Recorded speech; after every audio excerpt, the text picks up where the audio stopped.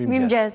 Mirëmëngjes. Është çështje byrekësh, është çështje shumë serioze, domethënë. Shumë serioze, nuk e di pse i ndi aromën që këtu, o zot. Do jemi keq. Byrekët e Shkodrës pushtojnë Amerikën. Çfarë është duke bërë presidenti Trump në këtë mes, i cili nuk i lejon këto pushtime për kundërzi. Po. Zonja Elena, mirëmëngjesit dhe mirë se erdhët në programin ton. Mirëmëngjes tash. Nadia mirë, po themi. Po, to na bën në zërin. Ne dëgjojmë, kam përshtypjen se po, domethënë. Am në gjoni? Aha. Nuk ta rregulloj pak, byrekët e kanë këtë. Po mirë, në fal, lutem, nëse një zonjë kaq elegante bën byrek, atëherë ka një gjë që nuk shkon me byrek si ideologji. Më duket se jemi. Po. Mirëmëngjes edhe një herë. Si keni një? Mirë ka dash zoti. Po juve? Si u ngrys, domethënë. Mirë. Sa është ora tani e dashur, sepse je duke bë brumin? Ora 3:30 duke 30 diçka. Tani fillo brumi më u bë apo pak më vonë? Jo, edhe një orë. Do dhe një orë për të bërë. Po kemi marrë qaftë, kemi çuar orë përpara, po hajde. Kërkojmë ndjes. Faleminderit. Jo më kot është. Faleminderit për jush. Faleminderit juve. Jo më kot është titra që byrekët e Shkodrës pushtojnë në Amerikën, se e di sa është radha për të marrë byret e zonja Elena. Normal më. Një vend që ka për president njërin që thot hani hamburger, merre me mend. Edhe mendoj se ata qytetarët e Bostonit... Do më merre mend sikur Donald Trump kishte provu byrekët. Po, do ta kishim këtu në lushnje. Javë po javë jo. Sonja, Elena, si nisi kjo historia e të bërit byrek, edhe si a doli që tjetë kaq i suksesshëm? Se i shishëm duket ai që është, që nga pama. Me thënë drejtën, unë jam në restaurant business është 30 vjetë. Sa shumë. Kena punu në restorantë në mësime amerikane, italiane, përzime. Kemi ba kështu catering shumë. Në përzyre, në për këto dhe kam ba dhe kështu darka, dreka, private, në ushqime tradicionale, por nuk kam mujt me hapë për raste gjana kështu sepse kam qenë me fëmijët vegjël edhe nuk kam dashur të marr kohë prej familjes time. Kena dashur punu 5 ditë javë, se jo weekendeve. Dhe tash që fëmijët kanë shku në college, 2 tjerë kanë marru, jam më lirshme, kam kohë më shumë, jam kushtu se ka qenë një ëndra jeme që ta basha dikur, por dhe me kalimin e kohës kam qejf të hapi një restoran që të kene traditën tonë. Ta kalojmë këtë traditë. Fëmijët e mi janë rritë në ushqime shqiptare dhe unë i kam, qishtë kam marrë në Amerikë, i kam përcjellë këta ushqime tona në shtëpi edhe në rastet tona gëzimeve që jena mbledhur në shtëpi. Atje në Amerikë, po mësonin qik me termin byrek, apo i thonë paj, apo që i thonë ushqimit? Paj, Paj. Mirë, i shkon. Po nuk është se nuk e njohin, e din, e kanë provu se kemi shërby edhe në për dyqanet tona kur e kemi vu kështu si një ushqim special, e din se qa është. Dhe nuk është se konsiderojnë kështu si junk food, do më thënë është fine food, apo jo? Jo. Mban barku në koleg. A ka të tjerë përveç teje, a ka të tjerë të themi? Manhattan është plot me shqiptarë që bëjnë byrek. Po janë shqiptarë, apo janë ballkanas të tjerë? Shqiptar. Ka dhe ballkanas të tjerë, po unë flas për shqiptarët. Ka nga Korça, për shembull, që janë goxha të suksesshëm. Por zonja pas ka një dorë, më që këtu na vjen aroma. Lëre, që nga kjo quhet torturë në televizion, domethënë më dëgjon mua Elena, domethënë. Si është historia jote? Si ke përfunduar në Boston? Ne, familja jonë jena ratis në 1988 me 23 korrek dhe kena shku prej në Shirok. Baba jam ka kem peshkatar. Edhe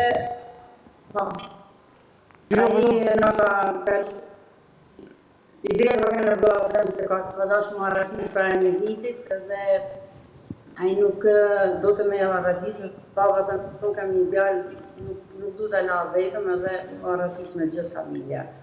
A, ju keni shku, do më thënë, i bigi keni shku në Ulqin, fillimisht? Kur na?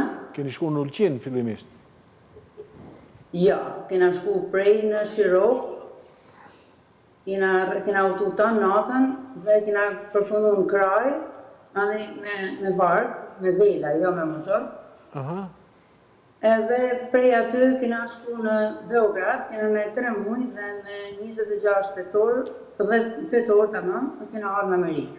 Ka bo but madhe kjo, mbaj mend atëherë, dhe më ka qenë... Po, se ne kena dash me ikë qysh në mars, por... kena dash me ikë në maj, por në prill kam qenë ata 2 djemë që i pati nxjerr ujë dhe i shkëdhanën për zgjatë Shkodrës, ne kishim frikë më në ikë, sepse u basi 7 rrethim aty në Shirok. Dhe babi tha nuk është e sigurt mu Aratisë, të presim të shkuar në përshtatshme. Edhe mandej edhe kur kena ikë, majmë në si tash, pa ka një ditë shumë e vështirë për ne, sepse do të më ardhë dikush me ne dhe nuk arritim me ardhë, dhe mami jeme tha që kena frikë më ikë, sepse do na kapim, se aji e dinë dhe nuk erdhi. Keni halë se mos u kishte spionu. Kishte halë mos u kishte spionu. Me gjithë ato, pastaj u vendosit në Amerikë dhe kam përshtypjen se jeta pak ka pak filloj të familja juaj filloj të përshtatej dhe historia na tregon që ju keni pas një numër shumë madh restorantesh, vazhdoni keni prap një numër të madh restorantesh.